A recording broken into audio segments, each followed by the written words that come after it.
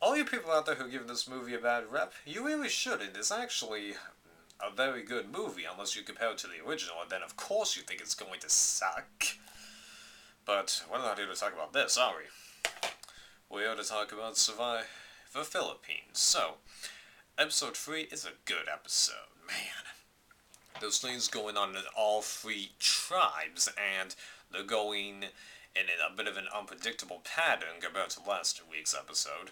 So man, seeing they keep lamenting that they're losing and that they really need to group it together, well, I'm hoping that they actually lose and then they can work it together because they've still got too much dynamic character arcs going on. Tan Dane, everyone keeps forming more and more relations with each other, and we finally get to hear from Artist, the other guy, who we've heard nothing from this point, and suddenly it's just bump. Yeah, I mean, like, what's the deal with that? I mean, like, the past three seasons, I mean, with Redemption Island, South Pacific, and One World, I learned, like, almost everyone in the cast pretty dang fast. The only people who, like, weren't getting any time were, Rick from South Pacific, and that was it. Everyone else was talking and all that, but I knew it was Rick after episode, 4, but that's not the point, but this season, it's impossible to, like, remember half the people's names. Oh, we're getting there, because, like, by now, if you don't know most of the people on Tan Dane, yeah. Colabao, on the other hand, we're not getting that much from them. It's basically just Jonathan and Jeff. And we've gotten one confessional from 2 people there. Sheesh, what's up with that? Can we get some more time with this cast so we can know the cast? Ugh. Well, that's all I can talk about the beginning. So they go to the challenge, and I honestly thought that for a few seconds Maxine was going to win. I was hoping that they wouldn't, just so they could finish up the arcs, and thankfully they didn't. I don't totally hate the tribe, but it's just easy to tell that they're going to lose these things. So then, surprisingly, we hear back from the other tribes who won immunity. And then more things start happening. The artist starts getting angry at Mike, which puts him, Peter, I think his name is, or Peter, the other guy who isn't Mike, and also puts Anna on him. Yeah, I'm kind of stumbling over the names, but it just proves it to you. And she's got a tough name, I think, anyway. And then RC is just going back and forth with really everyone, and then just, yeah, sheesh. It's gonna be quite a stumble when that tribe loses immunity. And then Colabao, Jonathan, and Jeff getting into a sort of alliance? Interesting, because, like, Jonathan, I'm totally shocked that he said to Jeff that I have the idol. I'm like, really? You're telling him? You know basically that they're against you and all that. Now, Jeff, coincidentally, is the most prominent person there, but I don't think you know it. Only that girl knows, but still, the fact that he revealed that, I'm kind of shocked by that, especially that soon. And then Jeff's just like, I did the 4-finger handshake. Really? In the next week's episode, you give him the 5-finger handshake, according to Dalton Ross at least. So I'm anxious to see where that goes. And then Matt seemed like I thought Russell and Angie go on the outs, and like I so thought Russell was going, and then they don't vote him out. Turns out Denise and Malcolm stuck together and they voted out Angie. And, so Matsine's down to half strength, and the other tribes haven't even had a real worry at all yet.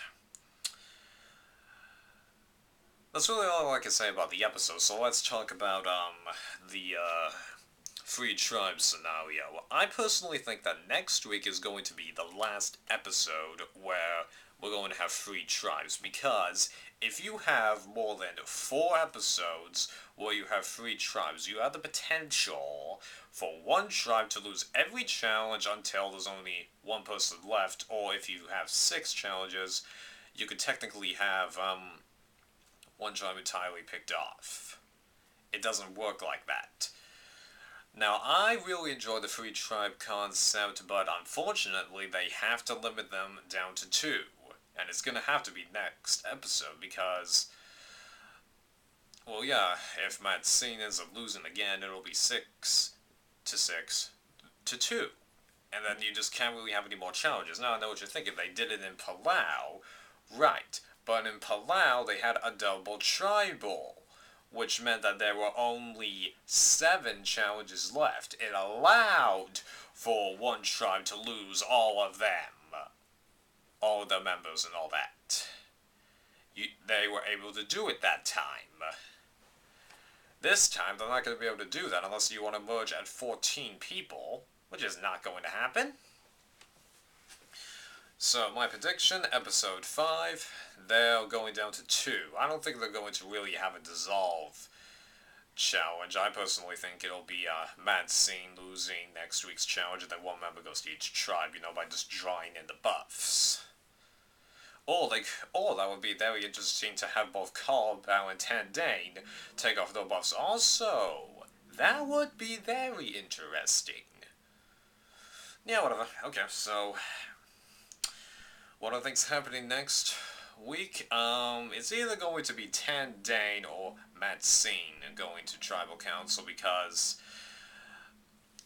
I'm basing that on the fact that only Jonathan and Jeff are getting highlights at their tribe. At Tandane, everyone is being brought to highlight. So they could go to Tribal, and it would be interesting to see them going to Tribal. But I personally would rather have Matsine go back to Tribal and just finish off their story arc, meaning that Russell ends up leaving. I kinda hate to see him go, but he just hasn't been able to get a foothold at all. He hasn't been social at all. Mike is trying, but Dalton Ross, I'm kind of with him on that. We aren't getting that much. And given what he's been doing to himself, unfortunately, like with Jeff, I'm beginning to think that Scoopin falling into the fire back in Season 2 wasn't an accident. That was him, based on all the mistakes he's making this season. So it really is a bummer to say this, but 2 of these 3 returnees are just turning out to be complete washouts, basically, at this point, turning out little and all that, and yeah, it's a bummer because these 2 returnees are the ones that actually need some redemption, even though this isn't about redemption this time. Like, Russell needed redemption because he wanted the game, well, he wasn't just pulled out before he collapsed and all that. And then Mike, basically the same thing, just able to get farther than last time and do all that, but just, I just can't believe how bad these 2 are being. How long have we rambled here? Okay, I'll let you go in about another minute.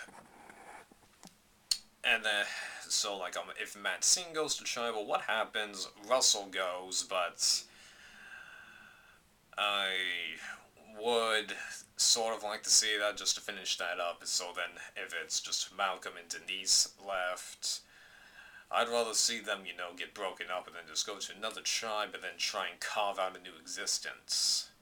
Because if, say, episode 4, Matsine loses, Russell goes, episode 5, Matsine is dissolved, 1 member goes to each tribe, it starts the game anew.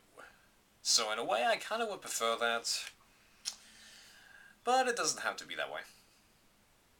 So I'm looking forward to seeing what happens next. Hopefully, Mike is able to pick up the pace a bit, and hopefully Tandane can help resolve some of their issues. You and Calabar have 1 more challenge left to win, alright? So make sure you do it, even if that means Russell goes. Nothing against you, Russell, but you gotta shape up, buddy, in my eyes. See you, everyone.